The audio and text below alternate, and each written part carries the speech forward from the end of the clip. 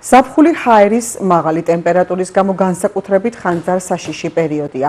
ამიტომ პრევენციულ ღონისძიებებს გარემოს დაცვისა და სოფლის მეურნეობის სამინისტრო ყოველწლიურად ახორციელებს.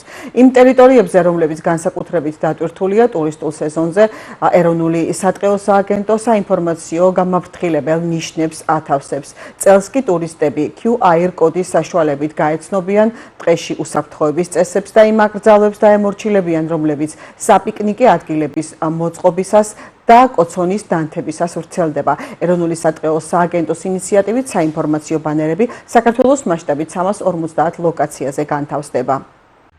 ტყის ხანძრების გამომწვევი ძირითადი მიზეზი ადამიანთა დაუდევრობაა. შესაბამისად, ეროვნული სატყეო სააგენტო ყოველწლიურად ცდილობს პრევენციული ღონისძიებების ფარგლებში ხმა მიაწვდინოს მოსახლეობას და შეახსენოს ის აკრძალვები და მარტივი წესები, რაც უნდა დავიცვათ ბუნებაში გადაადგილებისას. წელს სიახლე გვაქვს ჩვენ საინფორმაციო გამაფრთხილებელ ბანერებზე, რომელიც მაღალი რეკრეაციული დატვირთვის უბნებში შეგხვდებათ.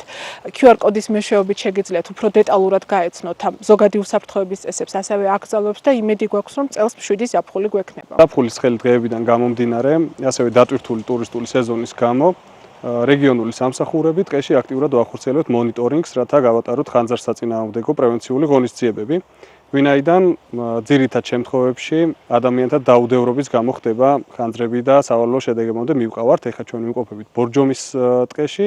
ჩვენ წინა წლებში გქონდა რამდენიმე დიდი ხანძარი, რაც კატასტროფულ შედეგებამდე მივიდა.